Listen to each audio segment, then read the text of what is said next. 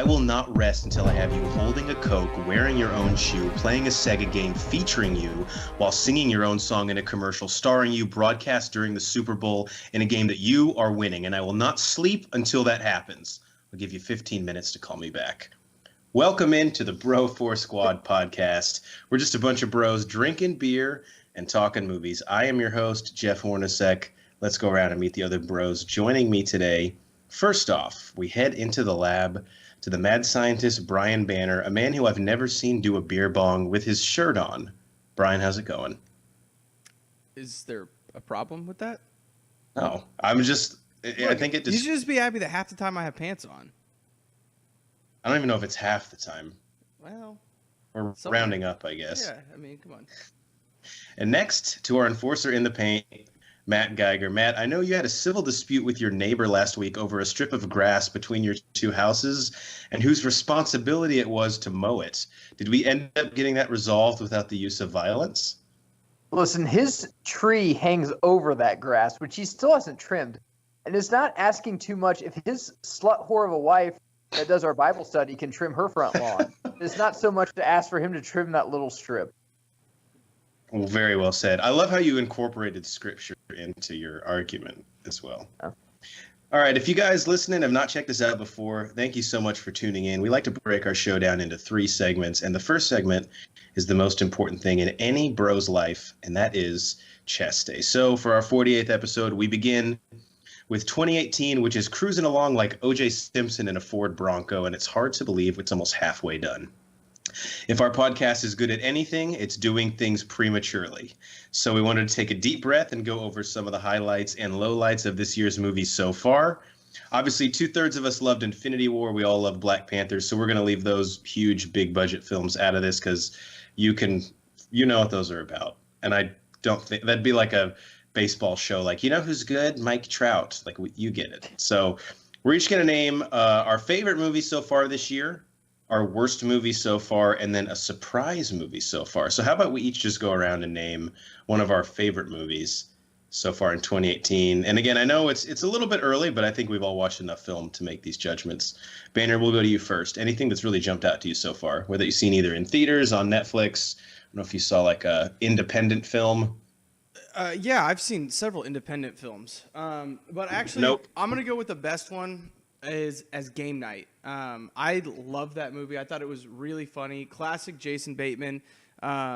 Getting back to his roots. We've seen him in shows like Ozark on Netflix recently. It's a little bit more of a serious role. Just seeing him get back to that just witty, dry humor that he had in that was just absolutely fantastic. That movie hit all the highs for me, and it was a great way for me to start the year off. Yeah, I'm actually going to reference Game Night again a little bit later in the show. So a little tease there, tickle of the balls. Stay tuned. Geiger, how about you? Yeah, first off, three of us liked Infinity War. I just didn't like the ending, but I digress. I digest, that's the saying. Taking off I wish I taking off could your poke thing the about bear right now. Netflix, I'm going to go different from Netflix. I'm going to go to HBO. There we go. Elvis Presley, The Searcher, is probably one of the greatest documentaries I've ever seen. Besides musical documentaries, the Eagles one is fantastic, but this one, I've always said as being a rock fan and an Elvis fan that I'm surprised there hasn't been more done on him. I mean, we had Walk the Line, we had a James Brown movie, but there's never really been a movie done on Elvis. This documentary is fantastic, and if you're an older person that kind of remembers Elvis being in the news when you're a kid or maybe when you're a teenager, if you're maybe in your 80s or something, you need to watch this. But even our age people that are, mid to late 20s, early 30s that don't know too much about Elvis, but you're just a fan of music at all, any type of music, you need to watch this. It is a fantastically done documentary. The voices over it is Priscilla Presley, Bruce Springsteen, and Tom Petty. It's actually the last thing Tom Petty did before he died. Wow. But their faces aren't in it. It's just their voices, which is really fucking cool. It's all because Springsteen and Petty said, I don't want my face in it. I want this all to be about the king of rock and roll, not about me. It is a fantastic documentary. I think you can find it on Kodi, but I have HBO, so I just watched it on there. But you should definitely check it out. It's a 2-parter, fantastically done. Yeah, anyone out there who likes music and sees people sexualizing it or humping on stage, Elvis was the first one who did that. Absolutely. And it caused an uproar. Yeah. My favorite movie so far, not a surprise. Cycly loved it. Banner loved it. I don't think Geiger's got the chance to check it out yet, but that is A Quiet Place, which was one of those movies. I made an analogy which I kind of want to take back because it wasn't that good. I said it was kind of like this year's Get Out in the sense that it came out earlier in the year. It was a horror slash thriller done by an actor turned director in John Krasinski, and it's not that good, but it is really good. And if you haven't seen it, don't let anyone spoil it for you. Get out to the theater, and it's something that'll scare the shit out of you, but also have you pretty interested. All right, the worst movie we've seen this year. I'll go first. I got two. The first one is The Cloverfield Paradox, which I was really fucking disappointed in. And even on our review that we did, I don't think I shit on it too much because I don't think I really had time to think about it and realize how messed up and nonsensical it was. I won't spoil it for you if you haven't seen it, but I'm a huge fan of the Cloverfield series, and that movie just does not make sense on any level, but it wants you to think that it does. Don't fall for it. And another one is a movie that Cycly got me to watch called Open House on Netflix, which stars Dylan Minnette, who's from that show 13 Reasons Why. And it's another movie that's like really interesting until the last 5 minutes, and I literally just said, I was sitting in my living room by myself and said, "Oh, fuck you," to my Netflix. Geiger, how about you? What's the worst movie or movies you've seen so far this year? It's directed like a movie, and I'm gonna go back to HBO again, man. Westworld. This should have been done like True Detectives. They should have just left it alone after one season. After watching the first 3 episodes, they're doing the Lost game. We're gonna ask a lot of questions because we don't know where the fuck to go, and it's basically getting too sci-fi. I thought it was very original that we're gonna take the Old West but intermingle it with futuristic shit. I know it came from a really shitty movie already done in the 60s or 70s, but and Really then you shitty take movie. and then you take Anthony Hopkins out of it. I don't think they have enough star-studded cast. The best person I think they have in there besides Ed Harris is James Marsden. They just don't give him that much to do because he's basically just a stupid robot the whole time. I'm just so out on this, and they should have just ended it after 1. I know now we're going to do Samurai World and Safari World. Dude, don't just let it die. I mean, some of the best shows ever, Sopranos, some of those, they almost quit too soon. Quit too soon, not too late. So I'm picking Westworld. That's a good point. Sopranos quit too soon, like during the finale episode. Like literally like in the middle of it. People are like, well, he was in the middle of a sentence. Yeah. Banner, how about you? My worst movie, I'm actually going to go The Strangers Pray at Night. Oh, man, really? Yeah. Didn't like that? No, it was, I think, mostly because it was such a letdown because I'm not a big fan of scary movies and thriller movies and stuff like that. And The Strangers literally scared the shit out of me. Like, I literally pooped my pants. I remember watching it. You literally pooped your pants? Literally pooped my pants. I remember watching it. All the lights were out. And in my dark apartment, I was watching it on DVD. And like a bird hit my window or something while I was watching it. Literally shit my pants. And so I had a lot of anticipation for this one that, hey, can they duplicate this? I really want them to. And I thought that the trailers looked good. And then the acting was so fucking bad. So fucking bad. I couldn't get over the fact that like it was distracting. It was so bad. Yeah. Nothing takes you out of a movie like really bad acting, unfortunately. Or like my nephew's 3rd grade play. Just absolute dog shit casting in that. I don't know what they were doing. Yeah, your nephew should have been tree number 4. He had no right being tree number 2. That's what I'm saying. He doesn't even look like a tree number 2. Vin Diesel was even in the audience being like, they're mailing it in. This is embarrassing. Right. Know when to kill the franchise. Like, what? This is the Peter Pan. All right. How about a surprise movie? Anything that you guys were not expecting to like or watch, and you're like, oh, damn, okay. Banner, we'll go to you first. I know we said we're not going to do Black Panther, but Black Panther surprised me. That's fair. It surprised me at how good it was and how well of an individual movie it was. I think everybody with these big MCU and big multiverse movies, they expect them to connect so well and everything, and I was pleasantly surprised that this was just an independent movie about Black Panther that happened to take place in the greater MCU, but it didn't have to, and I really enjoyed that. Well said. Geiger? I like the idea of this movie, but I didn't go see it in theaters. I believe I was in Vegas the weekend it came out. Then I just found better shit to do. But I watched it on my Fire Stick the other night. Den of Thieves is actually not that bad. Really? I know. Okay. I talked about this a couple months ago before it came out because I like Gerard Butler. I like 50 Cent. I realized that this is 2018 and they're kind of past their expiration date. Like they were past their expiration date like 8 years ago. Right. I really like Get Rich or Die Trying. I liked him in Southpaw. I think 50 Cent can actually act. Curtis Jackson and Gerard Butler. I like him in a lot of shit too. Even in the shitty movie he did with Katherine Heigl to 300. But with that said, I'll never watch this again. But I was actually entertained while I was watching it. It's not that bad a heist movie, honestly. It's fine. It's kind of like the one with T.I. and Paul Walker that they did. Oh yeah, like Gangster Squad or something. And Hayden Christensen's in it. I can't remember that one, but it's kind of like that. I think Chris Brown is in that too. Chris Brown's in it, and also Elba's in it. It's got a good cast. I can't. If you know what movie that is, tweet it at us. I'll look it up. Isn't that the one called like Brick or something? I can't remember. It has a stupid name, if I remember right. But I mean, it's kind of like that movie. I mean, you'll never watch it again, but it was fun. I enjoyed it. It was actually pretty good. I liked it. I'm glad that you're able to steal it and not have to waste $30 for you and your wife to go see it to know if you like it. Hornacek, we don't steal on this show. We strategically acquire. Oh, that's right. My surprise movie is actually one that I watched last night. It was a Netflix original movie called Kodachrome, which it's called that because that's an old type of film that cameras used to develop. So it's not like it sounds when you hear that you're like, what's this fucking like a Tron Legacy prequel? No, it was totally normal movie. Jason Sudeikis, Ed Harris, and Elizabeth Olsen are in it. It was kind of a dramedy about like a father who's on his deathbed wanting to reconnect with his son. I know it sounds hilarious, but it was actually really good. And if you're really into music, like especially like alt rock, Jason Sudeikis' character plays a struggling account manager at a record label. So there's a lot of like really good music in it as well through his character. So Kodachrome, it's pretty new on Netflix, so go check it out.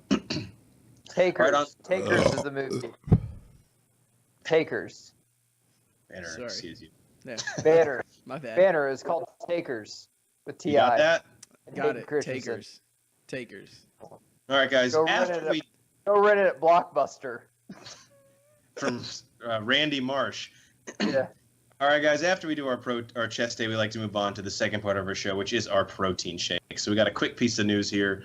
This past week, we had a couple threequels announced, all of which were certainly up in the air in terms of if they would ever happen. So we now have confirmed with varying release dates Sherlock Holmes 3, which will reunite Robert Downey Jr. and Jude Law. Bill and Ted Face the Music, which brings back Keanu Reeves and Alex Winter, because what the fuck else is Alex Winter doing? And lastly, we have Bad Boys for Life finally hitting theaters again in 2020 with Martin Lawrence and Will Smith returning. So let's give it right to the person who wants it. Geiger, which of these are you excited about? All right. Listen, I don't want to step on anyone's toes and my colleagues, because I didn't really read the show notes, because I know some of my colleagues have like some roots in some of these movies. So I'm just going to pick the one no one's going to pick, because I don't want to piss any of you guys off. Bad Boys for Life is a fucking sequel that should have been made years ago. I have been on this pod saying that Bad Boys 2 is a fantastic movie and it should have got a sequel. Probably, like, it's about 8 years too late that I'm almost not even going to see it just because it should have been made 10 years ago, but I'll probably go and see it. I just hope that they, like, tie 2 and 2 together and use that Puff Daddy song called Bad Boys for Life at, like, in the trailer at least, and maybe in the movie. I don't know if they're smart enough to do that, but they probably should. It'll be fantastic. I can't wait to see how this connects to the Gabrielle Union Bad Boys TV show. I know we're all on pins and needles. Banner, anything you want to add? Because that was very well put by Geiger. No, it was fantastically put. But they won't use that song because Will Smith will try and rap again and create his own song for it. What if Jaden raps? Okay. Oh, we're gonna have some problems. Yeah. No, I'm out on that then. I'm out on that. How about Willow wet rapping? What if it connects to Karate Kid and Jaden's in it? Or After Earth. or both of them. Yeah, those are basically the same movie. So those two movies connected, but we didn't know it. But it's all going to tie together. Yeah, it's fine. I'll take, I guess, what's left. I mean, obviously, I love Robert Downey Jr. I like the first two Sherlock Holmes. I won't probably see that opening weekend, but it interests me. But Bill and Ted is one that I'm going to get a lot of shit for saying this, but I'm surprisingly excited for that movie. I actually wasn't like a huge fan of the first two, but I think seeing John Wick in a comedic movie playing a 40-year-old stoner with two kids who has to save the world. But the premise that I've read is they have to write a song to save the world, which obviously is completely... Have we learned nothing from Dumb and Dumber or Dumb and Dumber 2? Have we learned nothing? Well, I think here's the difference between this and Dumb and Dumber. This could not... Bill and Ted Face the Music could not be a good movie, and it wouldn't be that big of a drop-off from the first two. Whereas Dumb and Dumber... There was like that huge letdown. Like that's an iconic movie, Dumb and Dumber. But who's going to go and pay for these tickets? Because the people that actually like Bill and Ted now are 43 with two kids they're not going to take their kids to this movie. And they're like, dude, I'm not a stoner idiot anymore. I don't really connect with this anymore. I just don't see that doing very well at the box office at all.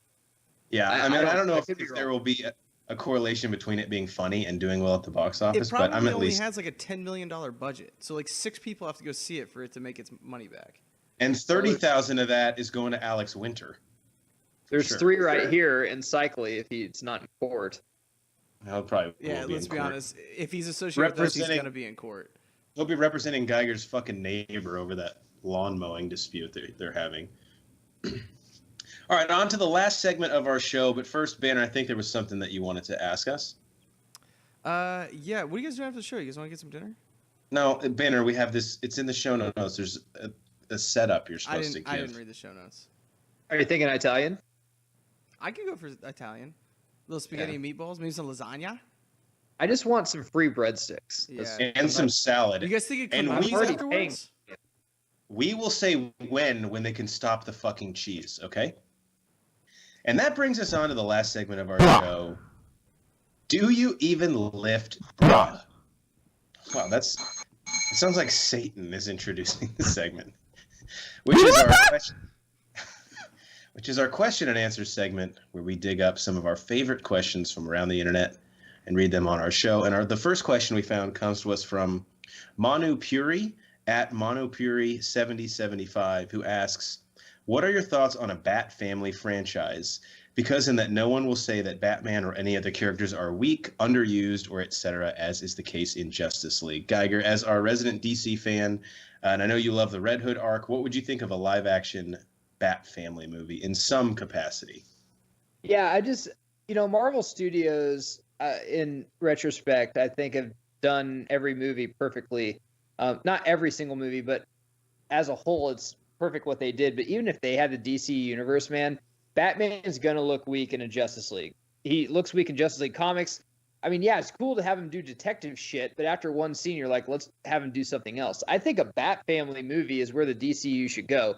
It's very grounded. I think it's really hard to fuck up.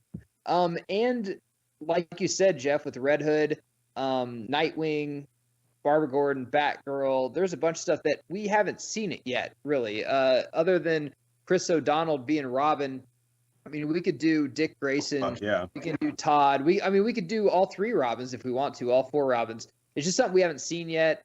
Giving the fans a fresh take. It's more grounded. It's not as sci-fi-y. You can be more dark and gritty with it, which I think is what the DC universe wanted to go for first off before, everyone kind of got pissed off on the internet. I would love to see it. Those are my favorite comic book arcs. I know that some people think it's stupid to have like 8 different Bat, heroes and stuff, but that's where the best villains lie, man, are in the Batman comics. That's where honestly the only villains lie in the DC universe. I mean, Superman might have 1, maybe 2. Flash has really 0. So I would definitely green light that if I was the DCU for sure. Yeah, I'm with you, man. I mean, Batman's rogue gallery is so insane. We haven't seen so many of his villains ever, like Black Mask, the Court of Owls, Mad Hatter. There's a ton of others. And just a Batman universe in and of itself could lead to so many movies. Nightwing, is maybe my favorite comic book character ever. And I actually think what they've done with Batwing and some of the new animated movies has been really cool, too. So I'd be so down. And Mono, to your point, I mean, this would be a great way to put Batman in a team, crossover event where, like Matt was saying, he can actually help and contribute. Just because of his skill set, it's tough to fight like a world-ending event. Banner, anything you want to add? Yeah, I would love to, and I've been on. Pretty sure I've said this in past pods before. I would love a Son of Batman live action movie. That would be that cool. would be fucking awesome. I love that storyline. I think that would be really cool, and that's something that I think could be kind of relatable. And then again, you can see a development and a growth of Batman through consecutive movies with a storyline like that, and adding these other characters. I think it's a fantastic idea, and Warner Brothers should hire you because you're smarter than them, Manu. By the way, shameless plug, check out our Son of Batman animated movie review. Oh, shit. I forgot we did that. We Great did. movie. It is a great movie.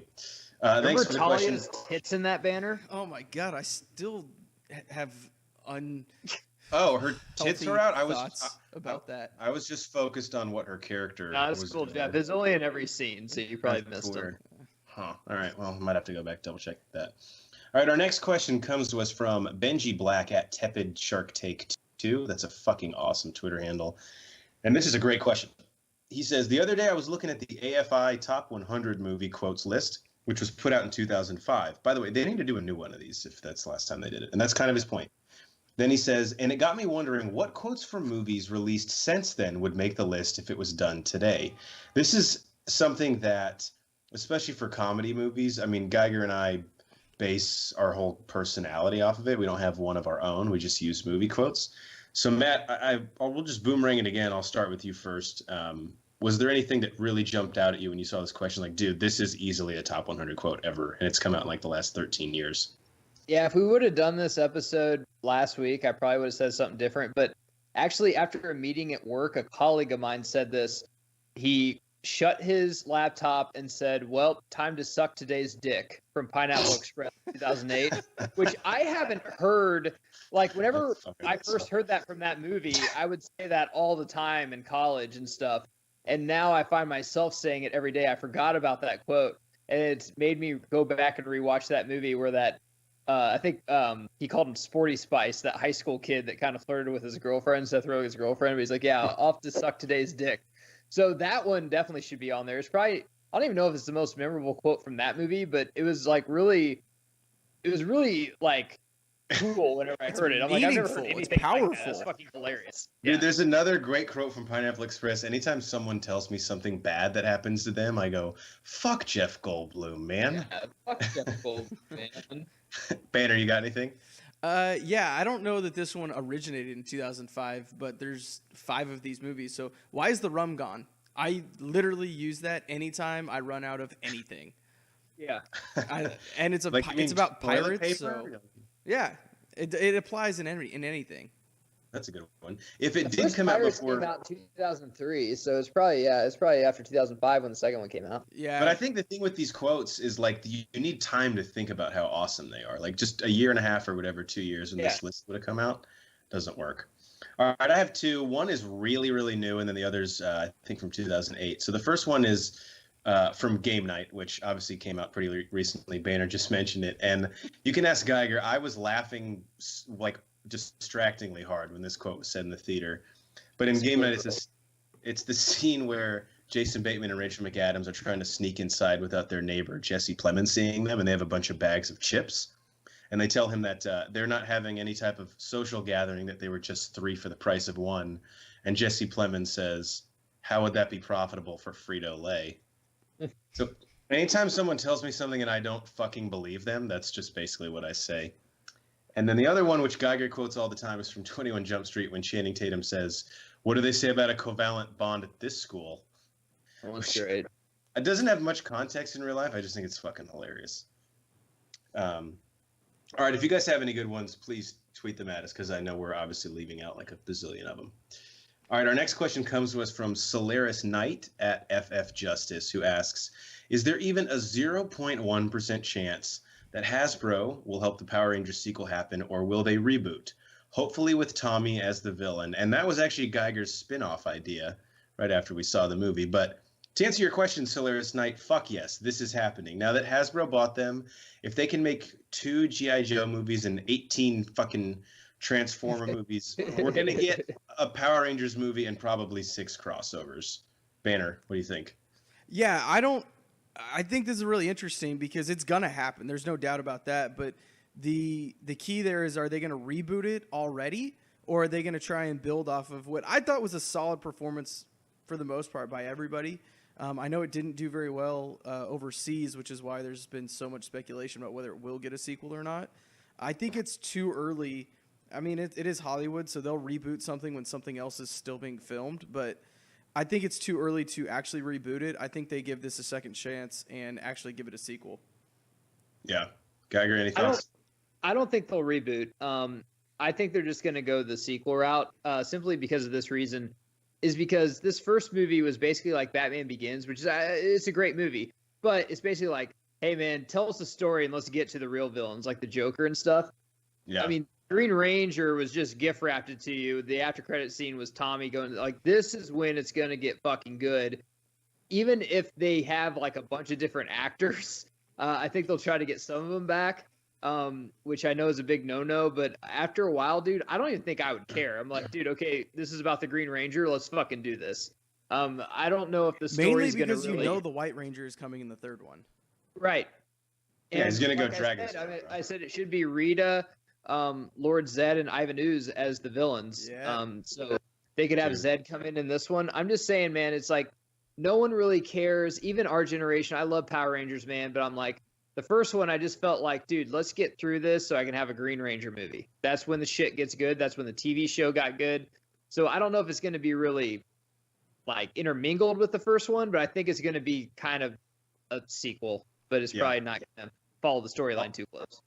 Took the words right out of my mouth. All right, our last question comes to us from EJ Wilson at EJ Wilson 5, who asks, who would you cast to play yourself in a biopic of your own life? Geiger? I would hope Ryan Reynolds, just because I feel like I'm a wise ass, kind of like if he could play it kind of like he did in Waiting, I would hope that would be kind of me.